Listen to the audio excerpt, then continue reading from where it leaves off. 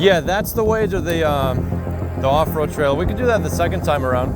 A few moments later. All right, here we go. A little bit of off-roading. Let's gun it.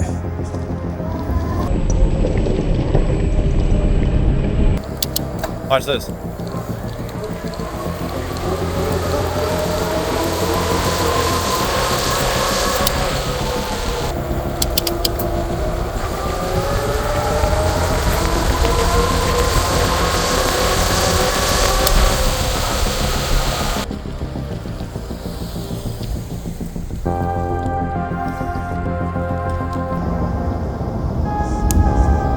I know there's I think a cop up here, like the reservoir police or whatever. We're gonna try and blend in with the other bikes. Me and my giant e-bike and motorcycle helmet.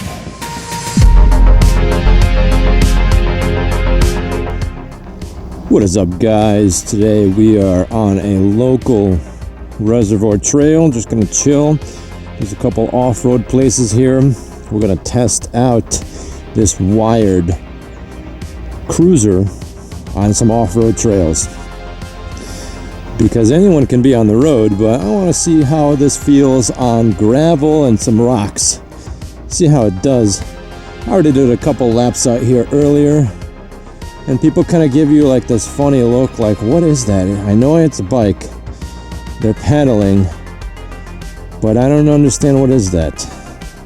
And now I'm out here wearing a motorcycle helmet, so people are definitely gonna give me a look like, what in the hell is that? Let's see if any Karens give me I don't know, we'll find out. But this bike, you can definitely keep it tame if you want. I'm on pedal assist 1 right now, and we're just cruising around between 10 and 15 miles an hour, just hanging out. And if you want exercise, you just keep it at a low power level, and your legs are gonna have to work. Like, my legs are working right now for sure. You just have to be disciplined with how much power you put in through the motor, because obviously this thing can do everything, pretty much everything. There, here we go. A little bit of off-roading. Let's gun it.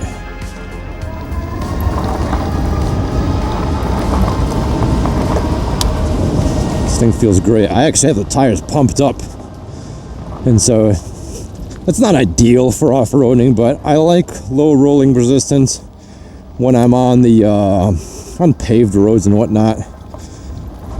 So they're pumped up. Not the greatest thing, but might be a little bumpy. Remember, guys, this is the cruiser.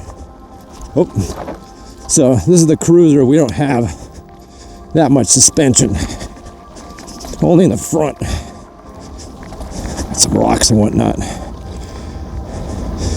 But I'm pedaling right now. If I don't want to pedal, this thing goes. I'm not pedaling. It's crazy. It just goes. Hill climb. Oh my God, the power in this thing is just unreal. But I'll do some off-road hill climb test for you. We'll get there. So I've been riding, my 2 main e-bikes that I own are the Aerial Rider Kepler and this wired cruiser. And I am just a speed addict. I'm a power addict. I'll own it. I am one of those people that needs more and more power just because. I can't help it. I have a problem. I know. It's a red flag. Sue me. But this bike just gives you so much power. 60 volts versus 52. It's a pretty decent difference, but on the low end, I can make this thing have a lot of power where it doesn't give you like such a smooth start off the line. I want all the power all at once, right? Here we go. Throttle. I'm just throttling right now. This thing is crazy. I'm going 20, 22. Throttling like a freaking dirt bike on this thing. Ridiculous. Hill climb. This would be a good hill climb test. Unreal. This bike, it easily burns out on its own. you know, I could just stand here. Let's see if I can get a good angle. It'll easily just burn out under its own power. Just standing there, right? It's lifting the front wheel up. It's a beast.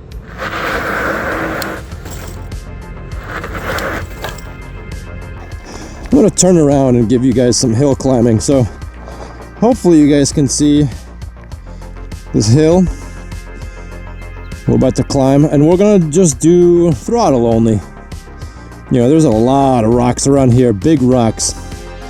So we're gonna head on down, try it out. We're pretty much at full battery. I would say maybe like 80%. Like I said, I was actually already here earlier today with a friend of mine. Just having some fun riding around.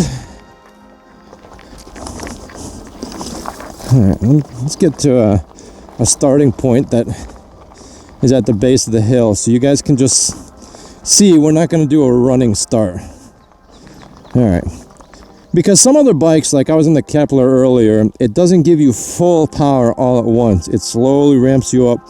So dead stops at the base of a hill are very tough for it. We'll see how it goes with this bike. Again, guys, this is going to be throttle only. This is pretty steep, so let's see how this goes. 3, 2, 1, boom. Jesus, this is crazy. This is nothing. Oh my God, what? That was nothing for this thing. It was a joke. There's a line with bikes, with e-bikes, where there's a certain line where it crosses closer and closer and closer into like moped motorcycle territory, where the bike really does most of the work if you want it to, right? Like some bikes are limited to power, so you will have to put in the legwork through your gears and your legs and whatnot to make it happen, especially up hills. But there's a certain line where you cross where the bike really does most of the work. I would say the Kepler is just before that line, and this bike is right after that line.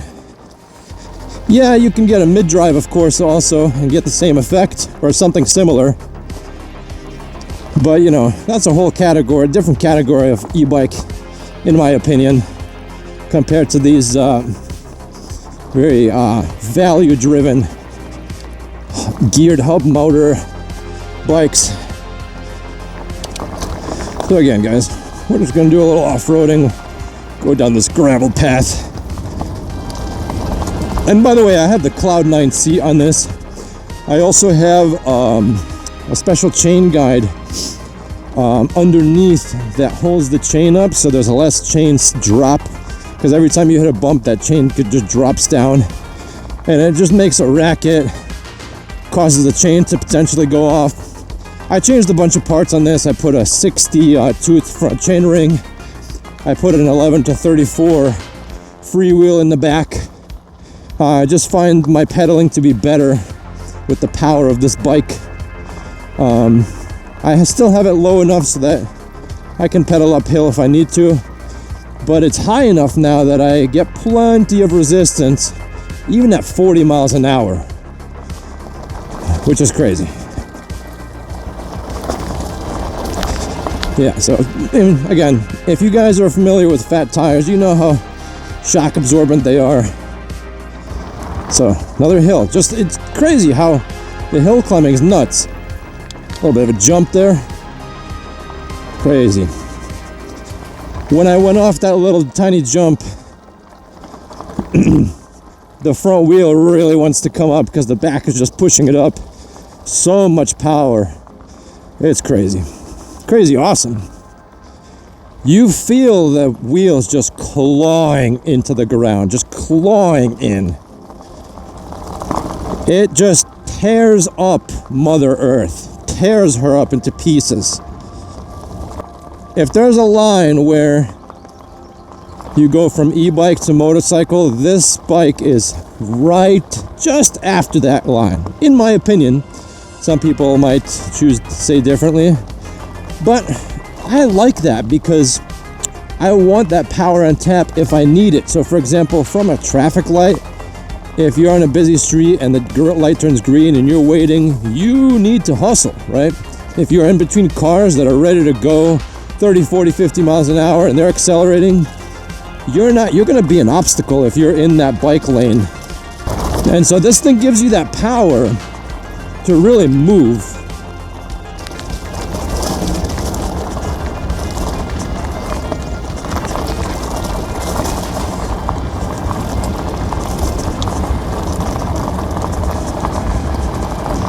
Instead of being an obstacle.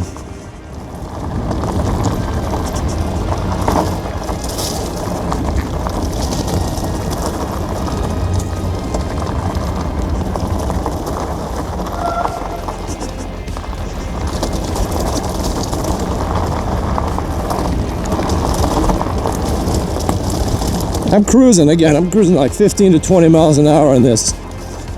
Yeah, it'd be nice to have the rear suspension. But honestly, if you have a suspension seat post, fat tires, and a comfy seat, you'll probably be okay. A little bit of off-roading there for your enjoyment. And on trails, with a lot of people, get yourself a bell. Right? Again, I'll leave all these links in the description below, so you guys get some good accessories. But if that doesn't work, sometimes people don't hear bells. You also can get a horn. And the horn is nice and loud. So for example, let's say you hit the bell, no one hears it, then you go, and they will definitely hear that. And this horn doubles as an alarm system too, in case you guys need that.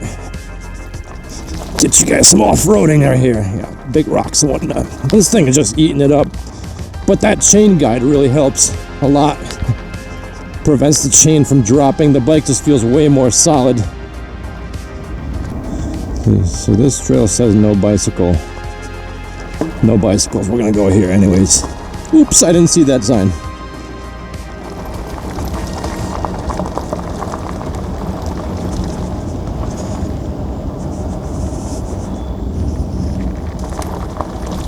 Front suspension is okay. If you guys are gonna do more riding like this, like rocks and off-road and whatnot, oh, big rock, the rear shock would definitely help. But I plan on making this a dual battery beast. I'm putting a giant triangle battery in the cavity of the step-through cavity. And so I'm kind of happy I went with the Cruiser because I prefer range over suspension, and I can always put a suspension seat post on it, on this bike, and make it really, really, really comfortable.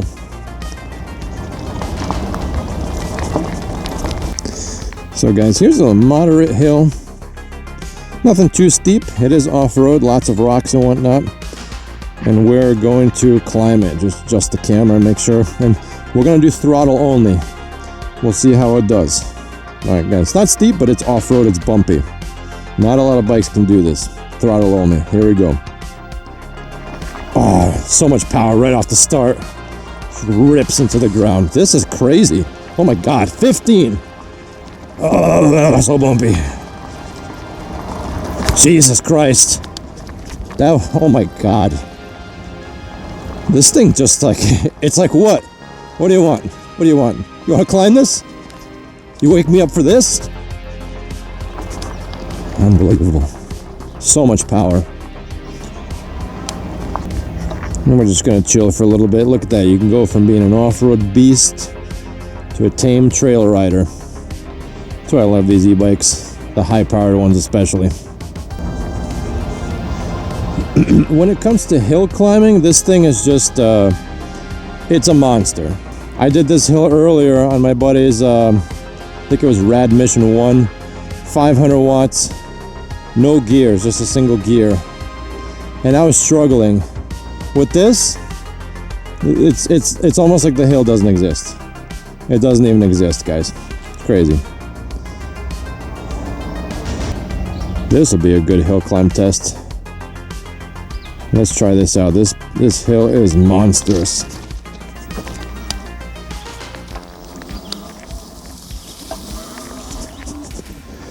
All right, so this is a really long hill. Off-road. Let's see if it can throttle up. Again, this is, I don't know a lot of other e-bikes that can do this, but we're gonna try it. Here we go. We're going. Off-road throttle. 15 miles an hour. Let's go. Come on, come on, come on, come on, come on. Jesus Christ, this thing is crazy. Oh, it's just like a grizzly bear. Might as well have two motors. Jesus Christ. Power, power, power, power. Wow. That would be a struggle for any other bike, I promise you. Because the bumps would just stop it. Let's go back on the trail. And now, again, we are nice and tame. You can just do anything on these e-bikes. I couldn't, you know, again, I always say this in all my videos. Everyone keeps saying, oh, why don't you just get a motorcycle if you want that much power? Well, because I couldn't do all of this on a motorcycle.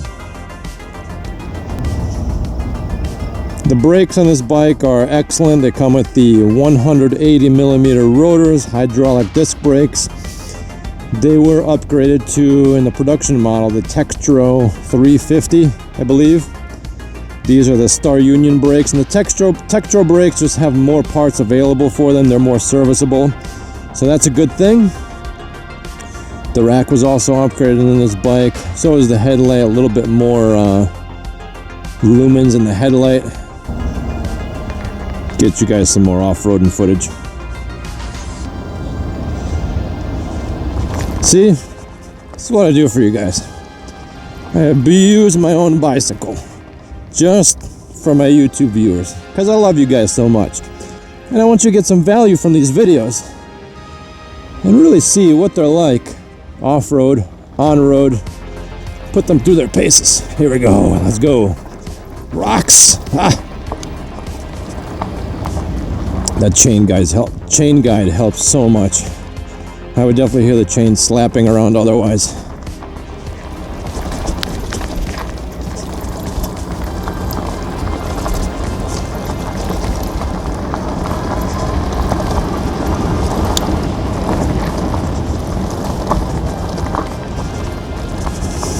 I feel like I'm on a mini dirt bike pretty much. But stealthy. Stealth dirt bike. Big rock.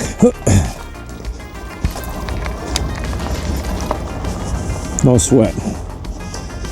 No sweat. I have brought my Kepler on a single track mountain bike trail, and it sucks. These bikes are just too big, too cumbersome. I like to say it's like trying to hang a picture with a sledgehammer.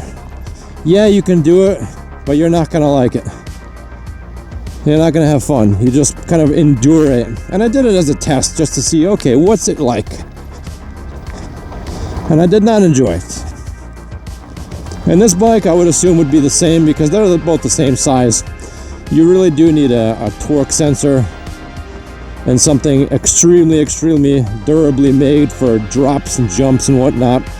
These bikes are just not made for that. But if you want to do something like this, or pavement or whatnot, like we got some rocks coming up, this bike will handle these rocks right here.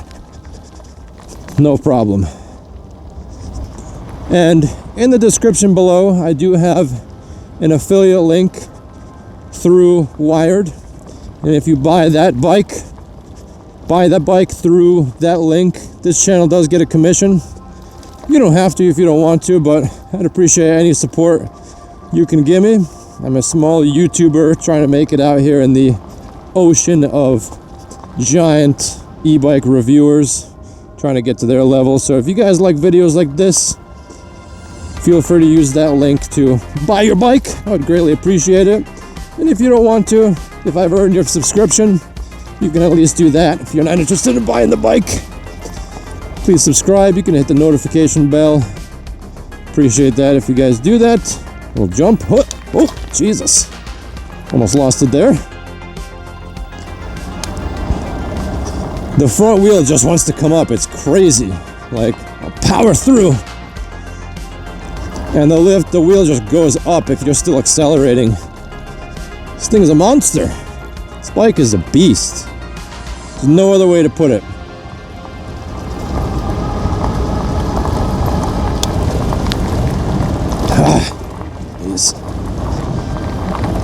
It just eats anything in its path. Destroys. This bike is like Ivan Drago from Rocky 4. Whatever is in front of it just gets destroyed. Or as they say, whatever he hits, he destroys. Whatever he hits, he destroys. But again, you could just come off the off-roading path, the beaten path, and just be nice and tame on a trail like this with normal people, normal pedestrians, non-crazy e-bikers on the off-road trails testing 2,000 watt electric bikes.